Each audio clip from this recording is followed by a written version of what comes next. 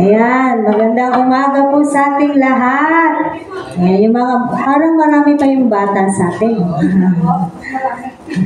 Marami yung bata sa atin. Yan. Ibale, yan ang mga next generation po natin.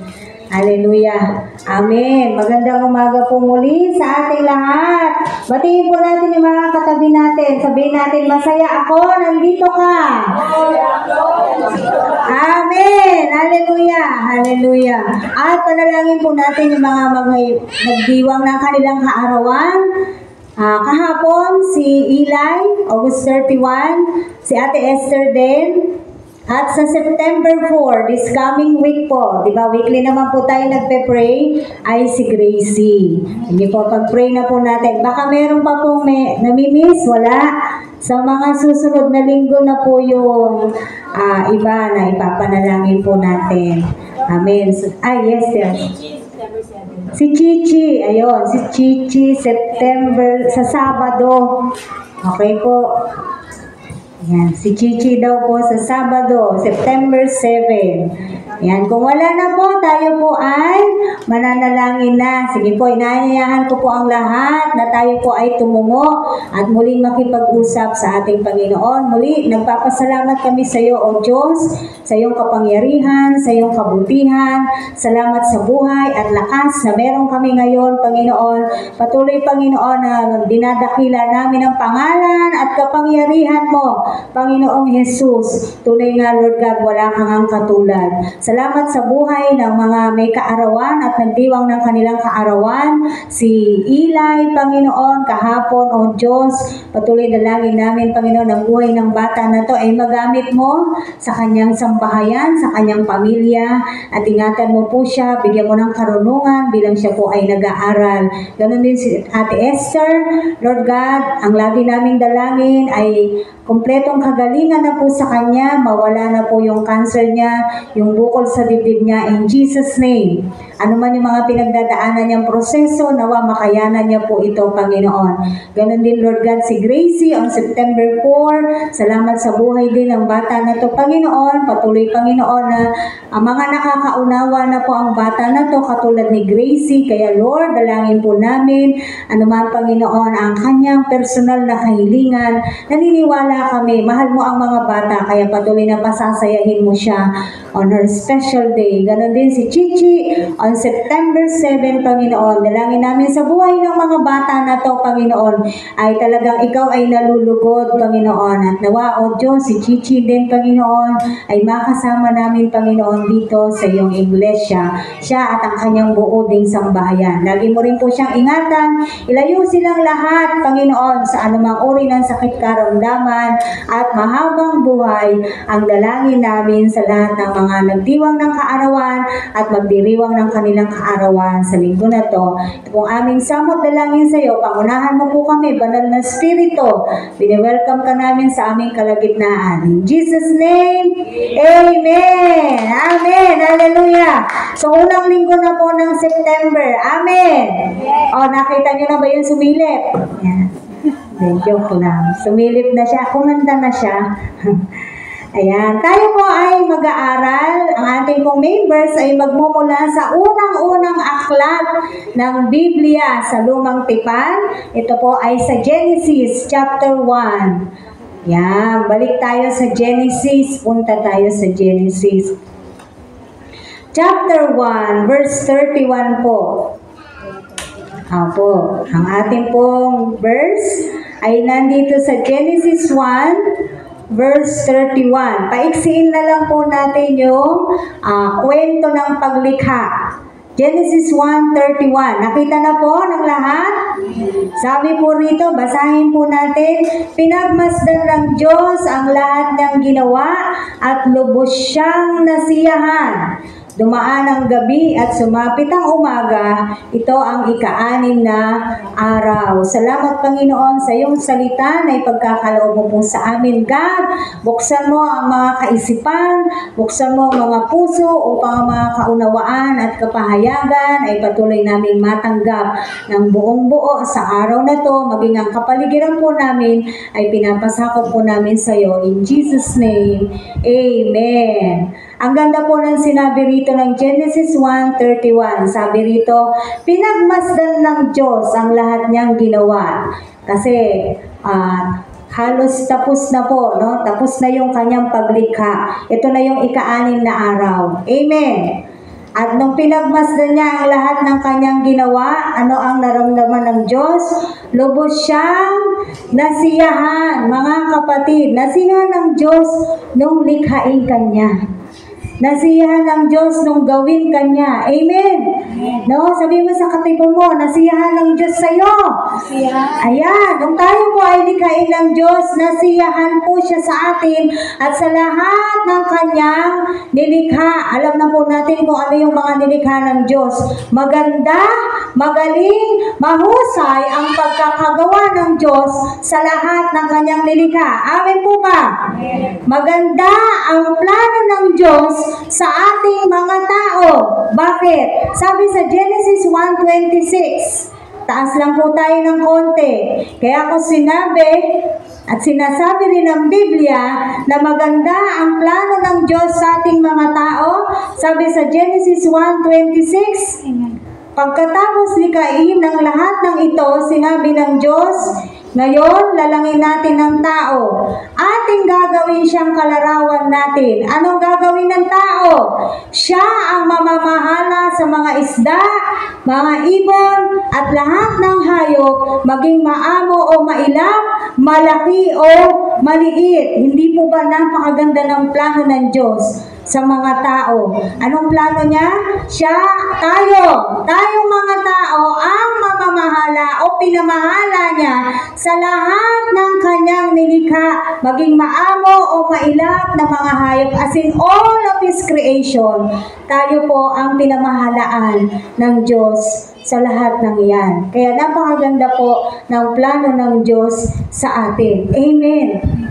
At bilang tayo yung pinamahala ng Diyos sa kanyang nilikha, bilang mga mananampalataya, hindi po tayo kasama sa mga naninira ng mga nilikha ng Diyos. Amen po ba? Hindi tayo kasama sa mga nananakit doon sa mga nilikha ng Diyos, kahit sa mga hayop. Amen. Dahil tayo po, anong sabi? Tayo po ang pinamahala ng Diyos. We are the steward of God's creation. We are the manager of God's creation. Pero hindi po yun yung ating pag-uusapan. Pag-usapan po natin yung paggawa. Dahil sabi doon sa verse natin, sa 1:31, pinagmasdan ng Diyos ang lahat niyang ginawa at lubos siyang nasiyahan. Pag-usapan po natin ang paggawa since lahat po tayo ay may mga ginagawa. Tama po ba? Lahat po tayo may mga ginagawa. Magbabanggit lamang po ako ng mga ilang mga bagay na very much related sa ating pong pag-uusapan. Ano yung mga paggawa po natin? Una, paggawa natin sa ating mga sarili. Amen? Paggawa para mabuhay. Ano yon? Yung ating pagtatrabaho. Tama po ba? Di ba yan ay paggawa? Pangatlo, paggawa para sa Diyos. Bilang tayo po ay mananampalataya, kasama po ito sa pag-uusapan natin ang paggawa para sa Diyos. So marami po tayong mga ginagawa. Paggawa sa sarili, paggawa para mabuhay, paggawa para sa Diyos. Ngayon, kumusta ang iyong paggawa, kapatid? Kahit sa anong larangan po doon, kumusta po yung ating paggawa? Kumusta po yung ating pagtatrabaho? Kumusta po yung ating paglilingkod? Kapag ikaw ba'y nagtatrabaho, ikaw ba'y gumagawa ng bara-bara o mabilisan? Ayan. Kapag ikaw ba'y nagtatrabaho o gumagawa, ito ba ay labag sa iyong kalooban o galing sa iyong puso?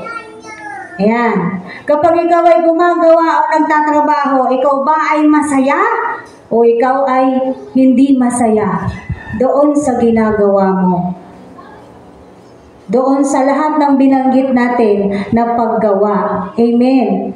Sabi po sa awit 37:7, awit, buksan po natin dahil napakaganda po ng pangako ng Diyos dito sa atin. Bilang kasama po sa paggawa natin yung ating pagtatrabaho, ang paalala po ng Diyos sa atin, Awit 37 verse 7. Ayan, dalangin ko po, nagbubukas kayo ng inyong mga Biblia. Sa harap ng Diyos ay pumanatag ka, maging matyagang maghintay sa Kanya. Huwag mong kainggitan ang gumiginhawa sa likong paraan, umunlad man sila. Sa ating pong paggawa para tayo po ay mabuhay, alam ko deep within our hearts, deep within our minds, meron tayong mga pagtataka, meron tayong mga pagtatanong. Bakit sila umaasenso? Bakit sila yumayaman? Ako'y masipag din naman. Diba ganyan? Ako naman ay trabaho rin naman ako ng trabaho, kayod kalabaw. Yun nga yung termino natin dito sa Pilipinas kapag ikaw ay subsob sa pagtatrabaho, ikaw ay kayod kalabaw. Bakit itong mga tao na to ang galing umasenso? Bakit ako hanggang ngayon ay hindi pa rin umaasenso? Anong bilin ng Diyos sa atin? Huwag nating kainggitan. Sa harap ng Diyos, pumanatag ka, kapatid. Sa harap ng Diyos, pumayapa ka. Kung sa ngayon hindi ka pa umaasenso, anong gagawin mo? Magmumukmuk ka? Anong sabi ng Biblia? Pumanatag ka. Pumayapa ka. Bakit? Hindi mo alam kung bakit nga ba umaasenso yung iba. Bakit nga ba sila mabilis na umaasenso? Bakit? Ang Biblia na po ang nagsasabi. Hindi ko sinasabing lahat ho. Pero yung mga mabilis na umasenso, sinasabi rito, meron silang mga ginagawa, yung kanilang paggawa ay hindi patas. Hindi patas na pagtatrabaho. Kaya nga meron tayong tinatawag na scammer. May mga nanloloko. Bakit? Mabilis silang makakakuha ng pera kung sila'y nang-i-scam. Walang kahirap-hirap. Tama po ba? O yan, trabaho nila yan. Umaasenso nga naman sila. Pero sabi rito, makamtan man nila ang buong kayamanan sa mundo na to. No? Talagang maiinggit ka, pero sabi nga, sa harap ng Diyos, pumanatag ka. At huwag nating kainggitan yung mga gumiginhawa ng mga tao na alam naman natin dahil yon sa kanilang maling kaparaanan o sa likong paraan. Umunlad man sila. Alam niyo po, kung binasa niyo po yung buong awit 37, ito po, nakasulat dito, ang kahihinatnan ng masama at mabuti. Meron talagang pagkakaiba ng kahihinatnan ang isang taong masama at isang taong mabuti. Sa ngayon, sa mundo natin ngayon, parang ang nangingibabaw at nagahari, umaasenso ay yung mga inaakala natin hindi nararapat. Pero huwag tayong mag-alala sa bagay na yan, kapatid. Kaya nga sabi rito, sa harap ng Diyos, pumanatag ka. Kaya tinatanong ko po kayo, sa inyong paggawa, ikaw ba ay masayang gumagawa o hindi? Ang iyong bang paggawa ay labag sa iyong kalooban o galing sa puso ang iyong paggawa? Alam nyo, mahalaga po ang magiging sagot ninyo sa inyong mga sarili na lamang. Huwag nyo nang kahit hindi na po natin sabihin. Mahalaga po yung magiging sagot natin sa ating mga sarili. Alam nyo kung bakit? Dahil doon sa mga tanong na yon, kung masasagot mo yon, lalabas doon yung output ng paggawa mo. Naunawaan niyo po ako? Yung output, yung kalalabasan ng iyong paggawa. Tingnan mo kung ikaw ay gumagawa ng madalian, dahil gusto mo mabilis, gusto mo maramihan, tingnan mo ang magiging output ng iyong paggawa. Hindi ba mas marami siguro dyan mare-reject? Madami ka ngang nagawa, marami ka namang reject. No? Bakit? Walang quality. Hindi ko sinabing dapat maging mabagal, ho? Wala tayong usapan na ganyan. No? Kung ikaw ba'y gumagawa ng masaya o hindi, ikaw ang makakasagot niyan, kapatid. Mahalaga na masasagot natin yan dahil lalabas po talaga. Whether we like it or not, lalabas yan sa output sa buhay mo. Anong kinakalabasan? Anong nakikita doon sa iyong paggawa? Amen. Ngayon, ang pag-uusapan po talaga natin, kumusta po ang paggawa natin para sa Diyos? Ayan. Ulitin natin yung tanong pagka ang pag-uusapan po natin ay paggawa para sa Diyos. Ikaw ba'y gumagawa ng mabilisan? Ikaw ba'y gumagawa ng labag sa iyong kalooban? Ikaw ba'y gumagawa ng hindi ka masaya doon sa paggawa mo para sa Diyos? Alam niyo po yung sagot, tama?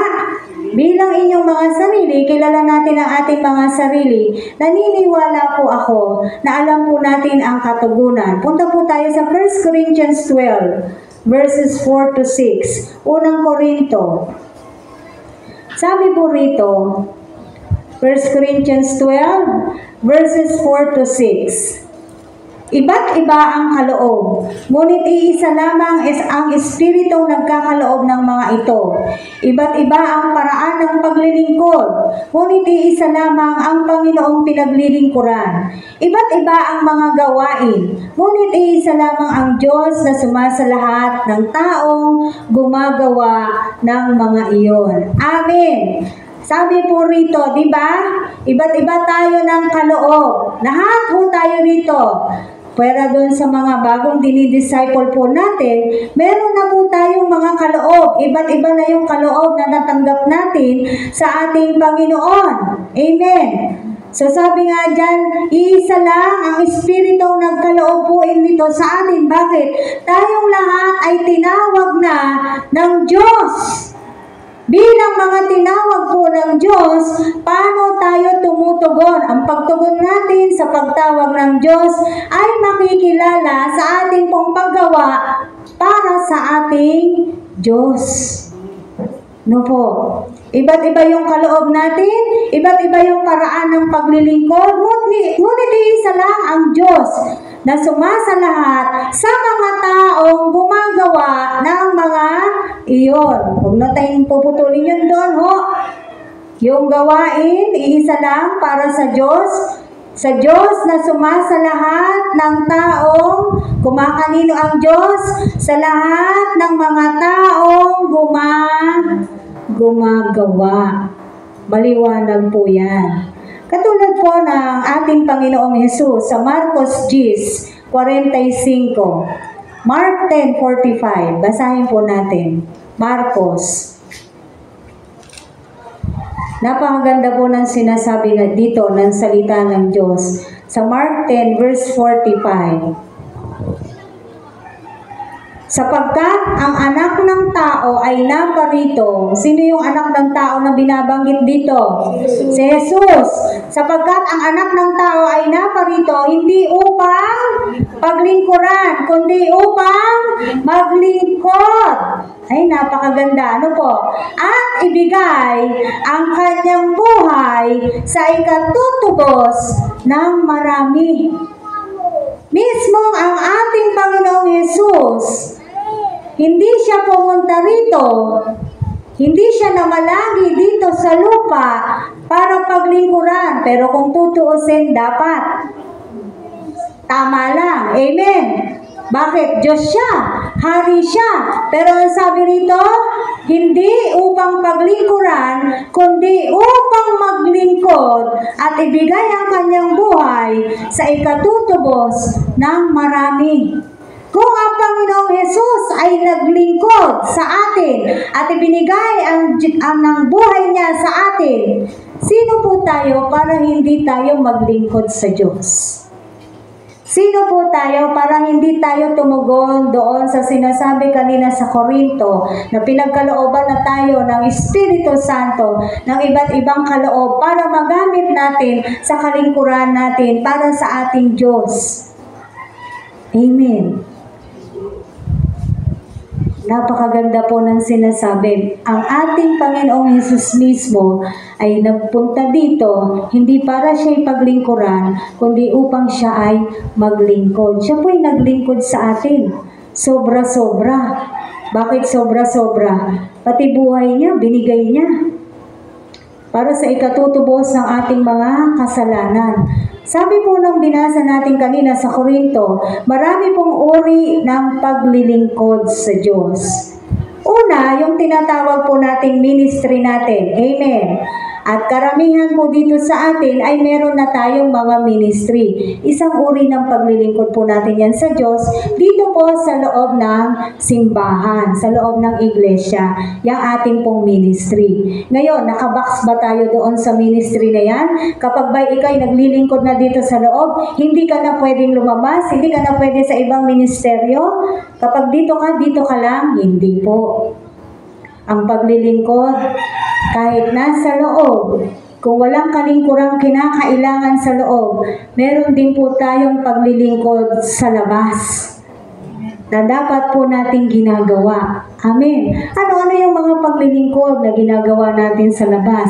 Yun tayo po ay nagpa-follow up, yun tayo po ay nag-evangelize. Yan, mga paglilingkod po yan outside the church. Kaya hindi po tayo nakabox doon sa ministry na meron tayo dito sa loob ng iglesia. Dahil kahit po sa labas, iba't ibang paglilingkod, pwede rin po tayong maglingkod. Hindi pwede, dapat. Amen! Dapat pa rin tayong maglingkod kapag tayo po ay kinakailangang lumabas. Ano-ano pa yung mga paglilingkod?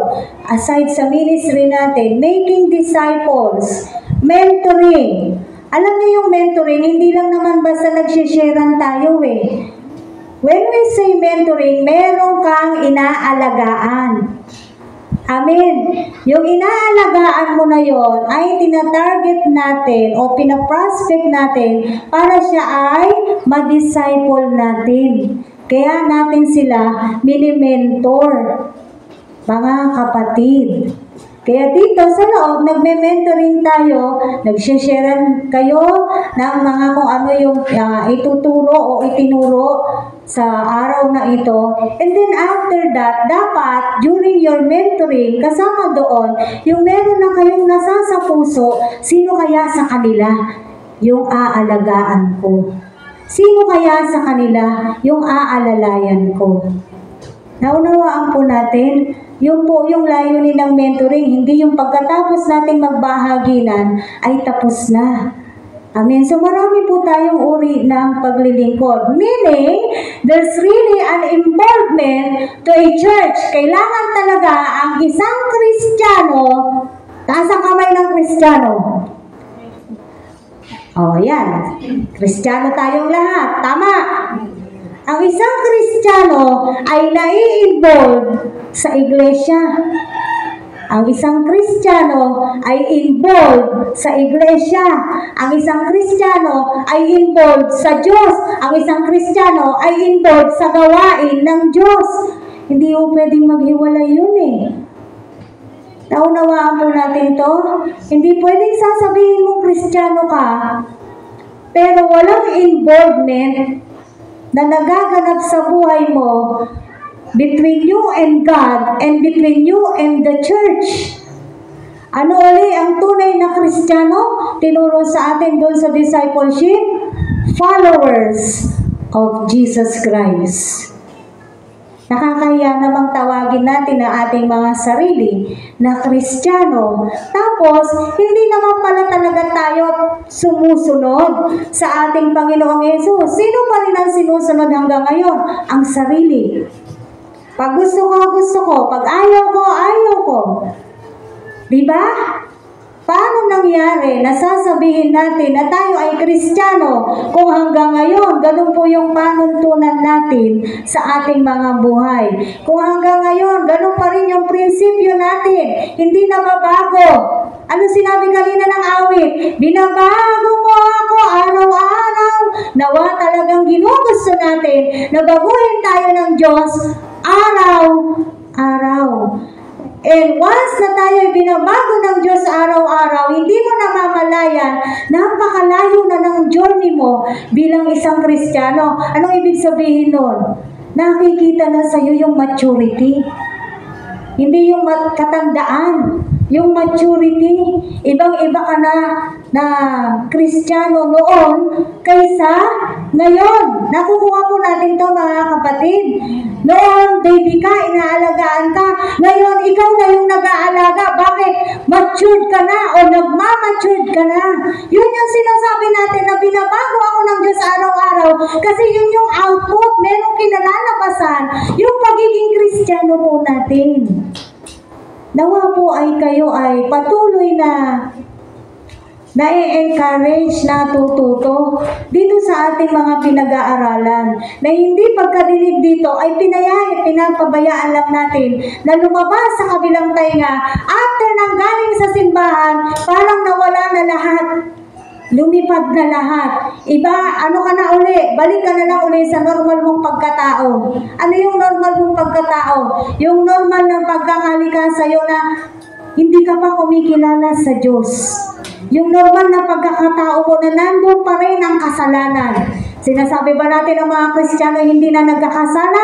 Nagkakasala. Kaya nga sinasabi natin din dito, we are still sanctified up to this moment by our God. Pero ang gusto kong ipunto po sa atin dito bilang mga Kristiyano na naglilingkod na sa Diyos ay meron na tayong pinagkakatandaan.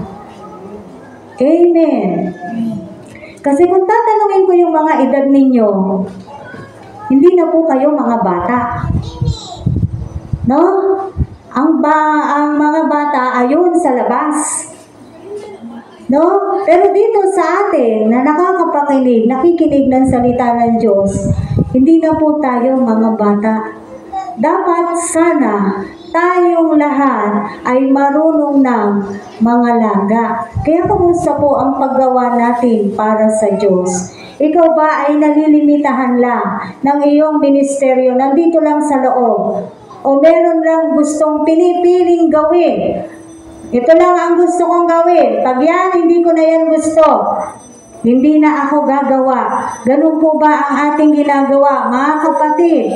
Minsan pa, sasabihin ko sa inyo, tapusin na po natin ang serye ng buhay natin na yan, na tayo po ay namimili ng ating mga gagawin para sa Panginoon. Bakit? Nung pinili ka niya, sa totoo lang, wala naman talagang mainam sa atin eh. Amen? Nung pinili tayo ng Diyos, inibig tayo ng Diyos, sa totoo lang, wala naman talagang mainam sa atin. Pero pinili at inibig pa rin tayo ng Diyos. At sabi niya doon sa Genesis, nasiyahan siya sa kanyang pagkakalikha sa iyo at sa akin. Kung ang Diyos nasisiyahan sa atin, kapatid ikaw, nasisiyahan ka ba kapag nasa Diyos ka? Amen? O wala lang, paraanin mo lang tong linggo. Para ka lang nagsimba na katulad ng dati. Pumasok, lumabas, na wala namang nakuha sa loob ng iglesia. Amen? Ang Diyos, masaya siya nung nakita niya yung nilikha niya. Sabi, it was good. Maganda, nasiyahan siya. Nung nakita ka ng Diyos, nasiyahan siya, kapatid. Parang sinasabi ng Diyos, ang ganda mo, ang pogi mo. Ang ganda ng obra maestra ko. Bakit? Kanino pa, paano ba tayo ginawa? Ayon sa wangis ng Diyos. Huwag din po nating kakalimutan yan, na tayo inilikha ng Diyos ayon sa kanyang wangis, ayon sa kanyang larawan. Amen. Nasiyahan ng Diyos sa'yo? Ang tanong, ikaw ba nasisiyahan ka kapag ikaw ay nasa piling ng Diyos? Nasisiyahan ka ba kapag ikaw ay naglilingkod sa Diyos? Nasisiyahan ka ba kapag ikaw ay sumasamba sa Diyos o gusto mo matapos na? Amen. Kasi po, kung ang tao talagang nasisiyahan sa piling ng Diyos, madalang na madalang mag-a-absent yan. Tama? Madalang na madalang, maaaring may mabigat na dahilan, kaya siya wala. Pero kung walang mabigat na dahilan, nandyan yan sa piling ng Diyos. Kapatid, kung ang Diyos masaya na ginawa niya tayo, dapat tayo din. Mas masaya tayo dapat. Bakit? Aba, nilikha ka, kalarawan niya. Nilikha ako, kalarawan niya. Dapat mas masaya tayo. sa bagay na yun. Baka kasi nalilimutan po natin ito. Na tayo ay nilikha ng Diyos ayon sa kanyang wangis. Hindi ho ba kayo nagtataka? Sabi, nilikha tayo ayon sa kanyang wangis.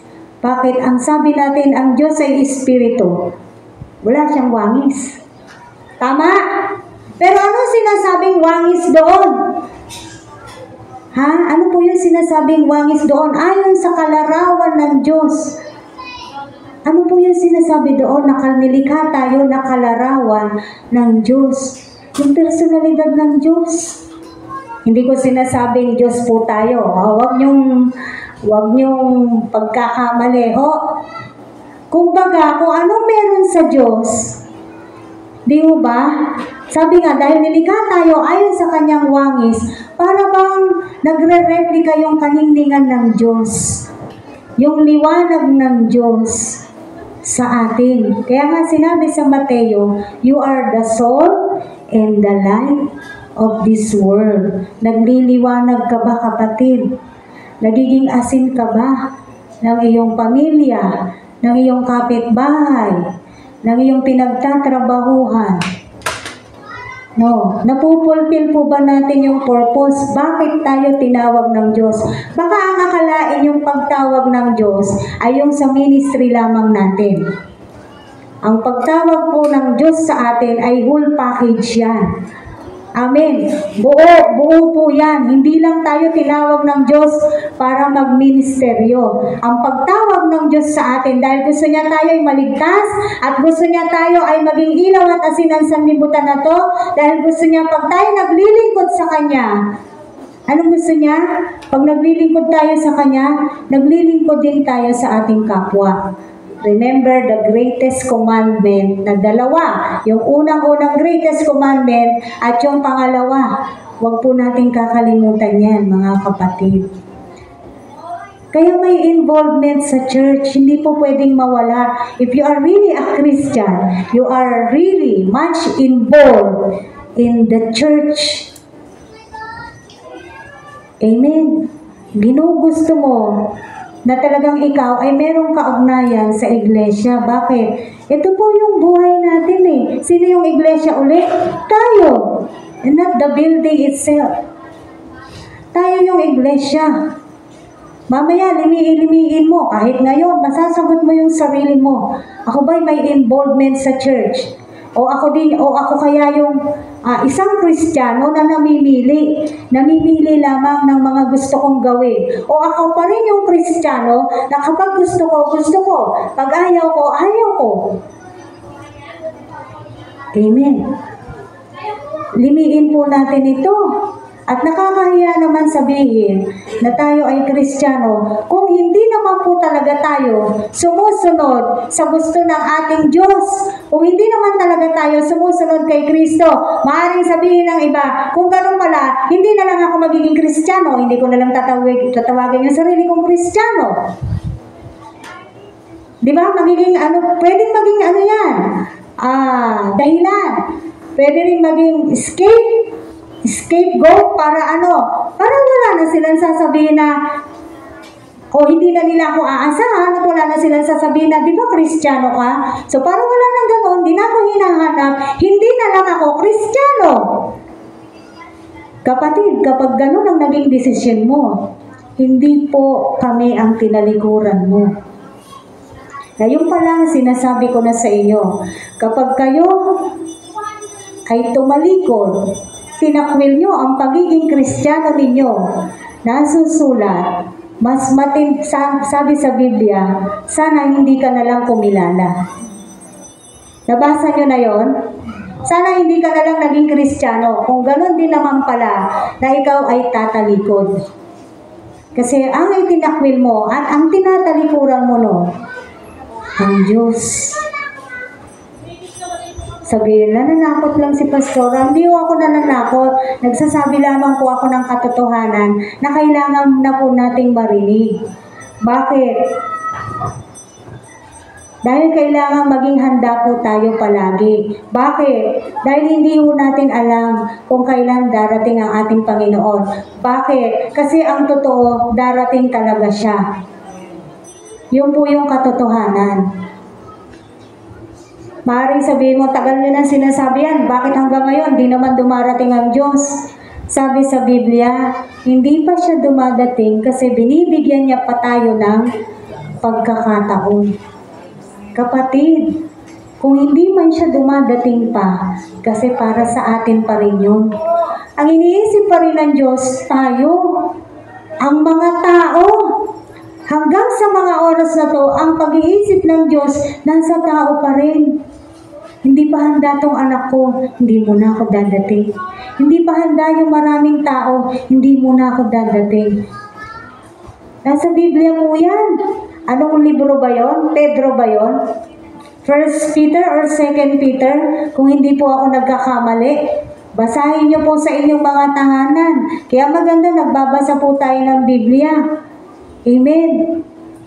So bilang ikaw ay Kristiyano, merong involvement, meron ka talagang paggawa na gagawin para sa tagapagligtas mo, para sa manlilikha mo, para sa Diyos po natin. Hindi pwedeng tatawagin kang Kristiyano na wala kang involvement, na gusto mo lang umaaten. Pag gusto mong umaten, aaten ka. Pag ayaw mong umaten, wala ka. Walang commitment. Ayaw ng commitment. Ano uli yung commitment? Alam na po natin, di ba? Kung anong kahulugan ng commitment. Sabi ko nung nakaraang linggo, bilang tayo mga Kristiyano na, ganito na po talaga ang buhay natin. Ano yung ganito na talaga yung buhay natin? Hindi na tayo nabubuhay para sa ating mga sarili, kung hindi para sa Diyos na. Amen. Bagamat, tingnan nyo naman, nagagawa pa rin naman natin magtrabaho. Tama? Nagagawa pa rin naman natin yung mga gawain natin sa bahay. Nagagawa pa rin naman natin mamasyal. Nagagawa pa rin natin yung mga bagay na gusto natin gawin. Tama po ba? Pero huwag natin kakaligtaan na itong buhay natin na to bilang mga mananampalataya na, ganito na yung buhay natin. Ano yung ganito na? Yung naglilingkod sa Diyos, yung umaaten ng mga gawain, sumasamba sa Diyos. Kailangan nating sambahin ng Diyos natin. Ito na yung buhay natin. Na kapag may gawain, kailangan nandun ka sa gawain. Ito na yung buhay natin. Yung nagbabasa ka ng Biblia, nananalangin ka, meron kang quality time sa Panginoon, na hindi ko na kailangan sinasabi, o mag-devotion kayo, magbasa kayo, automatic po yun. Bilang Kristiyano, yun na yung buhay po natin. Yung humahayo tayo, nag-e-evangelize ka, nag-i-invite ka kahit walang nag-uutos sa'yo. Kasi alam mo, yun yung utos ng Panginoon. Go and make disciples. You preach the word in season and out of season. Sinabi ba doon sa salita na yun? O, yung pastor lang ang gagawa nun, ha? To preach the word in season and out of season. Meron nung bang nakalagay doon? Balikan na natin yun. Saan ba yun? Sino nakakatanda po? Ayan, Timoteo. Ikalawang Timoteo.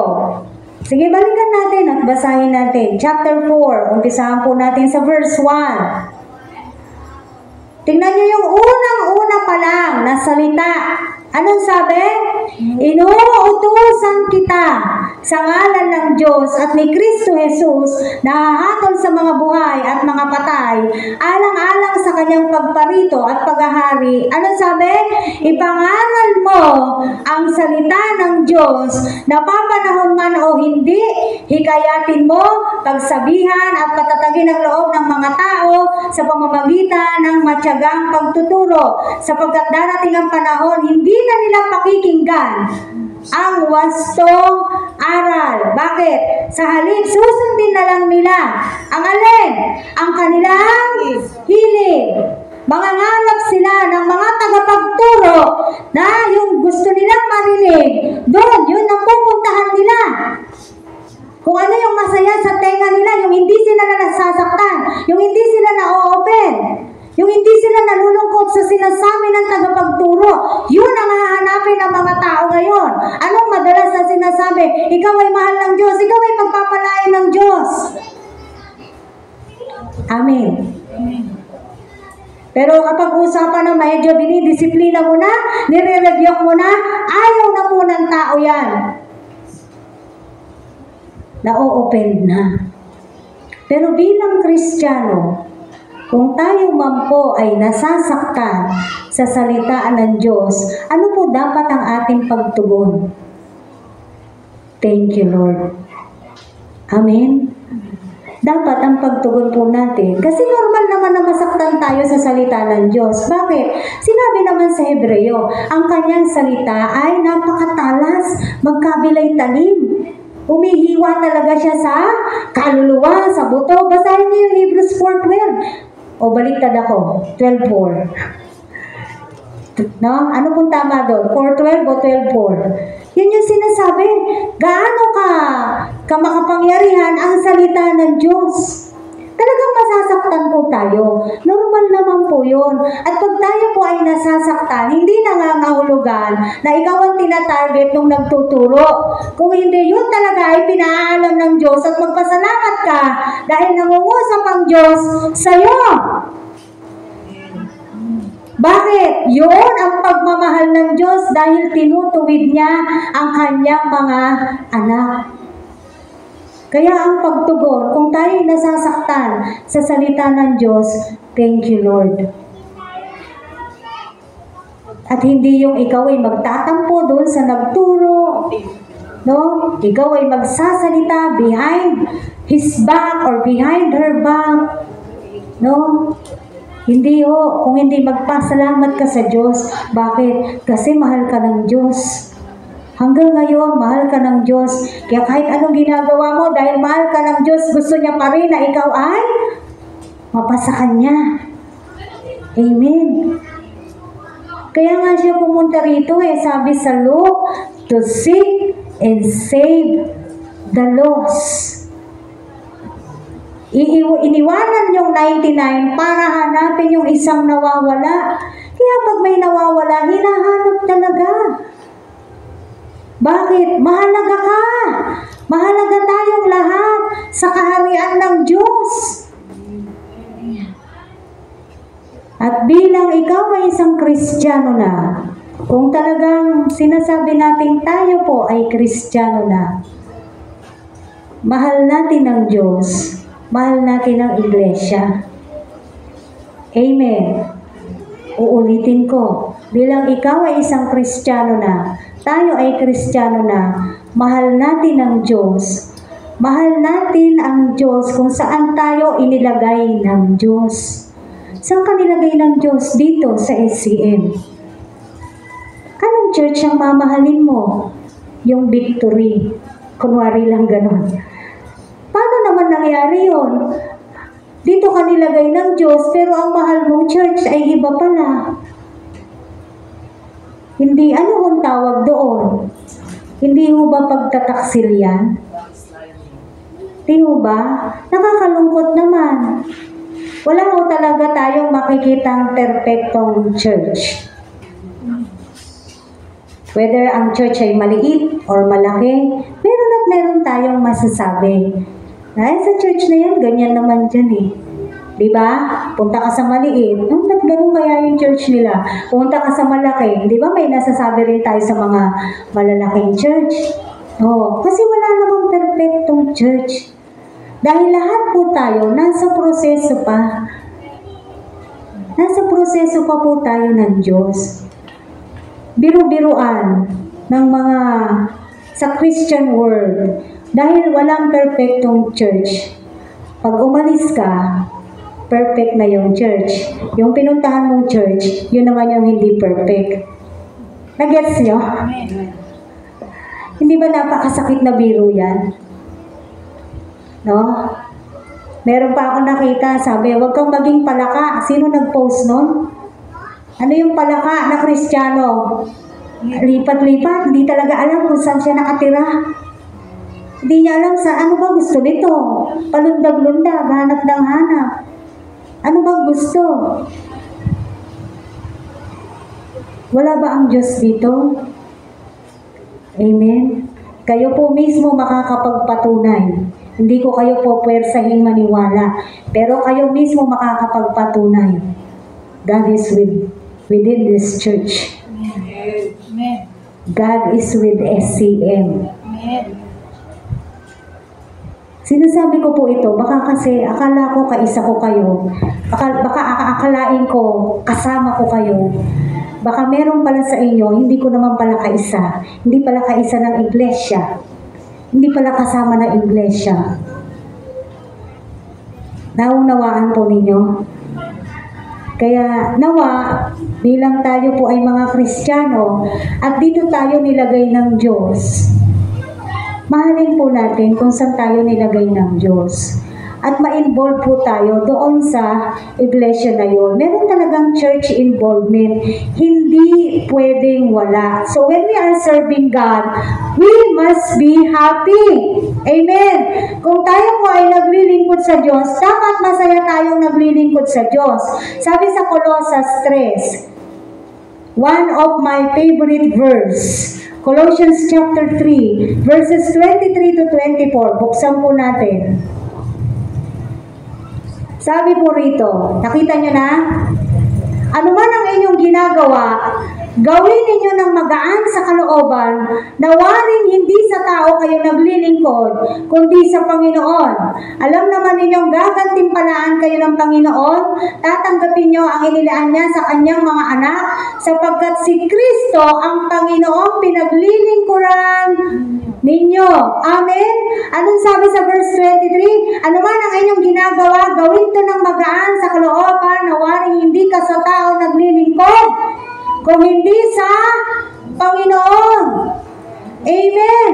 So lahat ng ginagawa natin, kahit po tayo ay mga nasa trabaho natin, ilang taon din naman ako nagtrabaho, ngayon lang po ako nag-stop sa pagiging empleyado. Ito ang memory verse ko pagdating sa trabaho ko. I'm happy with what I do. And I love my job. Amen. Bakit? Hindi ako sa tao naglilingkod. Kahit na sabi mong nagtuturo ako, ang amo ko doon ay tao, hindi siya yung pinaglilingkuran ko. Pero kasama doon, dahil sa Diyos ka naglilingkod, marunong kang sumunod sa mga subordinates mo. Amen. Meron pang sinasabi sa Roma ba yun? Kung mabagsik yung amo mo, termino ko na lang po yan, no? Kung mabagsik yung amo mo, iiwan mo ba siya? Hindi. Ito po sa larangan ng pagtatrabaho. Kung hindi mo nagugustuhan yung amo mo, iiwan mo ba siya? Aalis ka ba doon? Anong dapat bilang Kristiyano? Hindi ka aalis. Amen.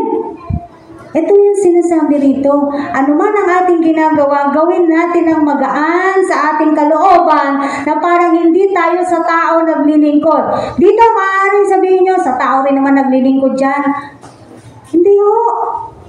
Meron lamang talagang tinalaga ang Diyos for orderliness. Kailangang may leader. Amen? Isipin nyo na lang kung walang leader sa isang kahit maliit na samahan na tulad nito. Isipin nyo pag walang leader, ano kaya mangyayari? Magulo. Kasi lahat, hindi ganito gawin natin, hindi ganito, hindi ito maganda. Nakuha nyo? Sinong masusunod? Wala, kasi lahat gusto nila, yung kanilang suggestion, yun ang masunod. Magulo, walang orderliness. Kaya merong tinatalagang leader. Pero hindi nangangahulugan no na sumusunod ka sa leader ay sa tao ka lang naglilingkod. Hindi. Kapatid, gawin mo to. Gawin mo to kahit sa kalingkuran natin sa ating Panginoong Diyos na as if hindi ka sa tao naglilingkod kundi sa Panginoon. Bakit? Kasi sabi, tatanggapin ninyo. Diba? Alam naman ninyong gagantimpalaan kayo ng Panginoon. Verse 24, tatanggapin ninyo ang inilaan niya sa kanyang mga anak. Sapagkat si Kristo ang Panginoong pinaglilingkuran ninyo. Alam naman ng Diyos kung paano tayo naglilingkod. Alam ng Diyos ang puso natin. Kung naglilingkod ka para sa Kanya o hindi naman talaga sa Kanya. Amen. Kaya mga kapatid, sa ating pong paggawa para sa ating Diyos, maging masaya po tayo. Kasi kung di ka naman masaya, may mga nakakausap po ako, kung hindi naman masaya doon sa ginagawa, talagang wag na lang muna. Bakit? Walang makikitang magandang output doon. Maka-transfer pa ng, di ba, ng kalungkutang espiritu, kapighatiang espiritu, o anumang espiritu na pwede nating ma-transfer sa ating mga kapatiran. No? Kaya lagi kong sinasabi, when you serve the Lord, when you do your work for the Lord, dapat masaya tayo. Masaya ka doon sa ginagawa mo. Uy, kakanta ako sa linggo, masaya ka. Amen? Uy, backup ako, masaya ka. Uy, tutugtog ako, masaya ka. Uy, ako yung taga-kamay doon, masaya ka. Uy, ako mag-aayos ng bangko, masaya ka. Uy, ako magpupunas, masaya ka. Uy, ako mamimigay ng flyers, masaya ka. Kahit anong ginagawa natin, masaya tayo. Kung talagang yung ginagawa po natin, iniaalay natin para sa Diyos. Masaya tayo. Doon sa kalingkuran natin, doon sa paglilingkod natin. Bakit? Ginagawa natin to para sa ating Diyos na buhay. Kasi alam naman niya kita naman niya Always remember, wala po tayong maitatago sa Diyos. Amen. So lahat ng ginagawa natin para sa kalingkuran natin, para sa ating Diyos, dapat galing dito, bukal ang kalooban, masaya ka doon sa ginagawa mo. Kaya hindi ho tayo nagpapaministeryo ng napipilitan lang. Kahit po sa pagdi-discipleship, kung napipilitan din lamang, hindi pa rin ho natin pinupursu. Kasi kung walang willingness ang puso, wala pong magiging bunga yan. Sinasabi na po natin ng tapatan. Kung hindi willing ang heart doon sa ginagawa niya, walang magiging bunga yan. Ano mangyayari? Pareho lang tayong mapuprostrate. Pareho lang tayong may stress. Pareho lang tayong malulungkot. Bakit sa tinagal-tagal ng pagtuturuan natin, walang nangyari? Nakuha po natin? Kasi hindi ka masaya doon sa ginagawa mo. Tapos yung tinuturuan mo, hindi rin masaya. Dahil hindi niya rin gusto yung pagtuturo sa kanya. Yun po yung mga bagay na nangyayari sa atin dito sa loob ng ating iglesia. Yun yung katotohanan. Kaya sinasabi sa atin ng salita ng Diyos ngayon na maging masaya tayo. Bilang Kristiyano, maging masaya ka na tagasunod ni Kristo. Amen. Kita nyo naman po yung mga 12 alagad niya. Kung paano talaga nila binigay yung buhay nila para kay Kristo. Alam nila, haharap sila ng kapahamakan. Pero umuurong ba sila? Hindi. Si Pablo, pinaalam sa kanya ng banal na spirito, pag ikaw ay pumunta dyan sa lugar na yan, ikaw ay makukulong. Ikaw ay, ano sabi doon? Parang gano'n, hindi maganda yung mangyayari sa kanya. Pinaalam sa kanya ng banal na spirito. Pero umatras ba si Pablo? Hindi. Nagpatuloy siya. Nangyari ba yung sinabi ng Espiritu Santo? Nangyari. Ngayon, natalo ba si Pablo? Hindi. Nanagumpay siya. Bakit? Kasama niya ang Diyos. Ganon din po tayo. Minsan, talaga pong mahirap. Amen. Meron po talagang mahirap sa paglilingkod sa Diyos, mga kapatid. Kasi meron po talagang mga time na nagsasacrifice tayo. May mga time na talagang ito yung harapin natin, unahin natin. No? Kasi yun na nga yung buhay po natin. Kailangan maunawaan natin bilang mga Kristiyano, ito na po yung buhay natin. Parang sinabi rin ni Pablo, ito na yung buhay ko.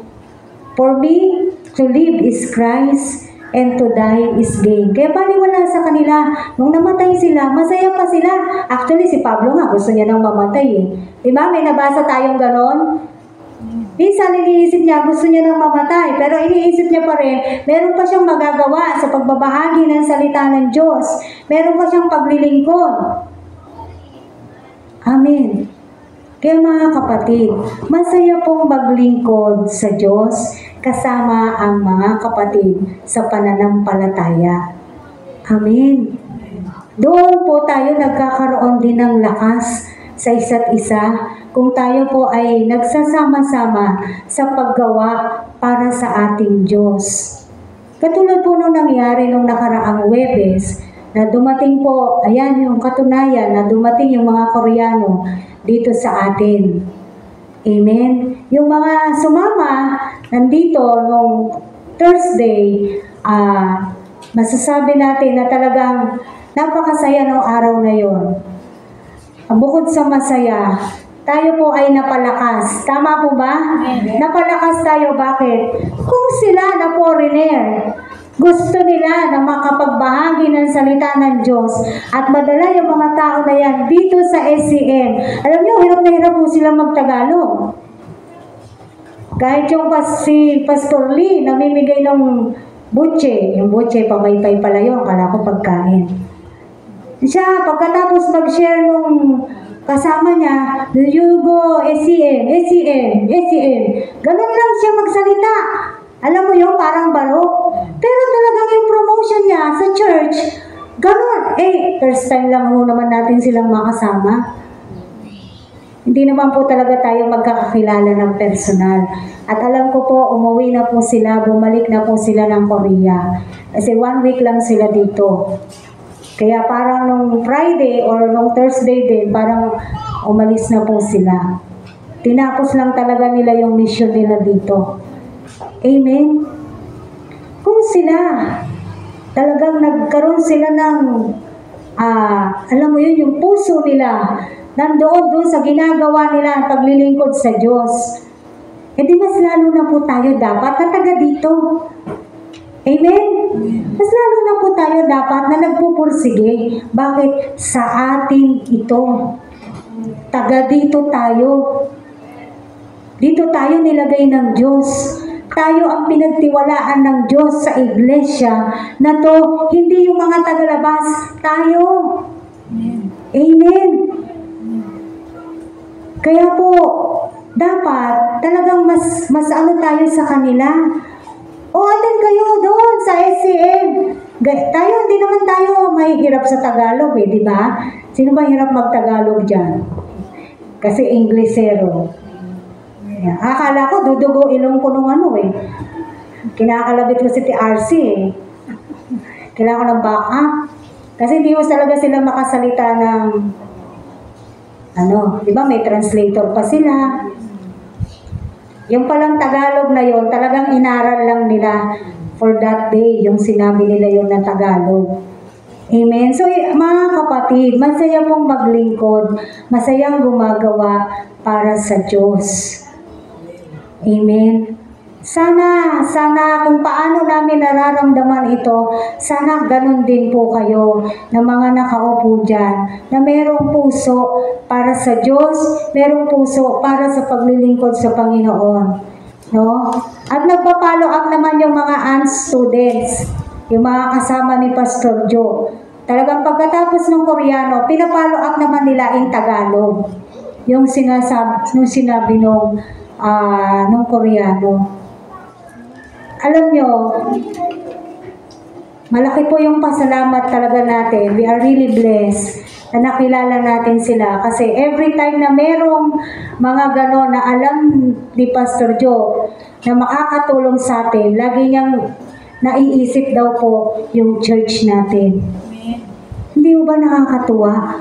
Itong mga tao na to, ang lagi nilang nasa sa isip, ang SCM. Tayo kaya, ano kaya laging nasa isip natin? Si boyfriend, si girlfriend. O kaya si kung ano man. Tama? No, siya. Kaya nga, hinano niya talaga na doon sa mga Koreano, mag-evangelize tayo doon sa Gen 3. No? Yun po yung sinasabi niya sa akin. Kaya talagang nakakatuwa. Sila talagang iniisip nila palagi ang kapakanan ng iglesia na to. Kung sila nandun yung concern nila sa church na to, kumusta po tayo? Kumusta tayong mga taga dito? Bala ka dyan, simbahan mo yan. Nawa, wag naman po sanang ganun. Amen. Nawa, nasa heart din natin kung paano ang concern natin sa iglesia na to, yung gusto natin magkaroon ng involvement sa church na to, gusto natin talagang lumago ito, gusto nating dumami, tayo po yung magtulong-tulong. Panghuling verse po natin, 2 Timothy chapter 3, verse 12 to 14. 2 Timothy chapter 3, verses 12 to 14. At lahat ng may nais mamuhay ng matuwid bilang tagasunod ni Kristo ay daranas ng pag-uusi. Ang masasamay lalong magpapakasama, ang mga manlilinlang ay patuloy na manlilinlang at sila man ay malilinlang. Ngunit huwag mong tatalikdan ang mga aral na natutuhan mo at matibay na pinananaligan, yamang kilala mo ang nagturo nito sa iyo. Amen. Ang tagubilin po sa atin. Lahat ng may nais na mamuhay ng matuwid bilang tagasunod ni Kristo, talagang daranas ng pag-uusig, paghihirap, no? Kaya huwag kayong maniniwala na nagsasabi kapag ikaw ay nasa Diyos na, ay masaya na, wala ka ng problema. Hindi po yan totoo. Amen. At sa mga panahon na ito ngayon, yung masasama daw, lalo silang magpapakasama. Yung mga manlilinlang, magpapatuloy sila sa panluloko nila. At sila din maluloko. Maliwanag po, nakasulat dyan. Amen? Ngunit ikaw, huwag mong tatalikdan ang mga aral na natutuhan mo at matibay na pinananaligan, yamang kilala mo ang nagturo nito sa iyo. Huwag talikdan yung mga aral. Huwag talikuran ang gospel. Nasabi ko na yan kanina. At muli, inulit po sa atin ngayon. Nawa po, meron po tayo talagang napulot sa umaga na to para po sa ating Diyos. Nawa, nangusap po ang banal na Espiritu sa inyo. Nangusap po ang Diyos sa inyo kung paano mas lalo pa nating ninanais na magkaroon ng involvement dito po sa ating iglesia at mas lalo pa nating ninanais na makasunod para po sa ating Diyos. Tayo po'y manalangin. Salamat, Panginoong Hesus, sa umaga na to. Salamat sa mga salita mo, Panginoon. Salamat doon sa mga realization na kung saan, O Diyos, dito mo kami nilagay. Kaya dapat ito yung pinagyayaman namin, ito yung pinagsisikapan namin na alagaan at sisikapang mahalin, O Diyos, itong church na to, dahil dito mo kami nilagay, dito mo kami pinagkatiwalaan. Nawa, Panginoon, sa lahat ng mga nakapakinig ng salita mo sa umaga na to, nawa, totohanang ito pong mga salita mo ay pumasok sa puso, sa isip. Nawa, nagkaroon ng pagtanggap, nagkaroon ng pag-unawa, at nagkaroon ng kapahayagan sa mga sarili na kung saan ito yung panahon na mas lalo kaming dapat kumapit at mas lalo kaming dapat lumapit sa iyo, Panginoon. Mas lalo kaming dapat magsipag. Mas lalo kaming dapat magturo at magpahayag ng salita mo. Kaya salamat po sa amin pong communion. Dinadakila namin at kinikilala namin yung lahat ng sakripisyo mo, lahat ng paghihirap mo, lahat ng tinamo mong sakit, lahat ng tiniis mo. Ikaw nga mismo, Panginoong Yesus, sinabi mo, Ama, kung pwede, wag pong pagdaanan ito. Dahil alam mo kung gaano kabigat ang gagawin mo, O Diyos. Pero anong sabi mo pa rin sa pagiging masunurin mo? Pero mangyari ang kalooban mo at hindi ang kalooban ko. Ganon din kami, God. Mangyari nawa ang kalooban mo sa bawat isa sa amin na patuloy na nagpapakilala na kami ay mga Kristiyano. Pagpalain mo po itong aming communion elements, Lord God, at nawa patuloy na makilala pa namin ang aming mga sarili bilang mananampalataya at patuloy kami sumunod sa iyo, O Diyos. I-bless mo po ito at huwag mawala sa puso't isip namin kung ano yung ginawa mo, ano yung inalay mo para lang sa amin, O Diyos. Ganon mo kami kamahal.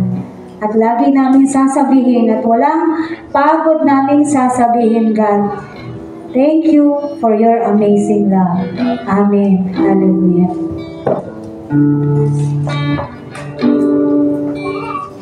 Manatili po tayo sa presensya ng pananalangin habang hinihintay po natin ang ating mga communion elements. Hallelujah.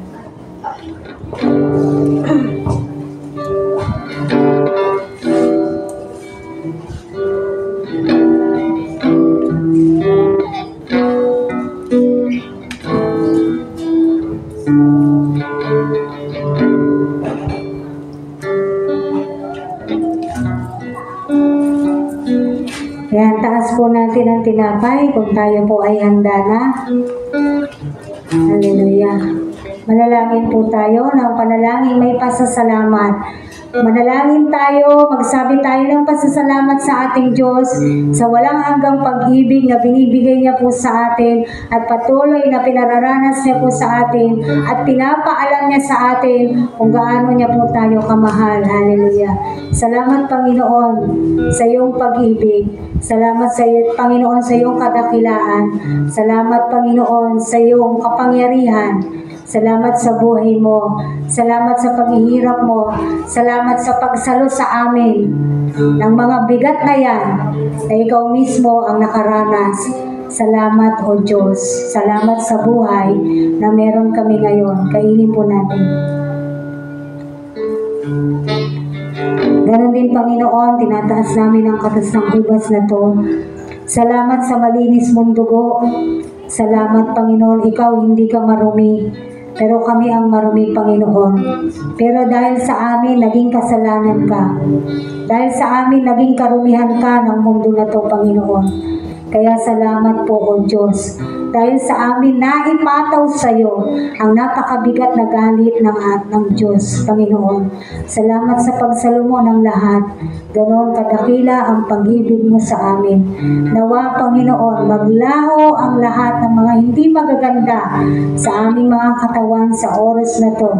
Maglaho din ang mga espiritong hindi naaayon sa iyo sa oras na to, sa pangalan mo, Panginoong Yesus. Inumin po natin. Amen.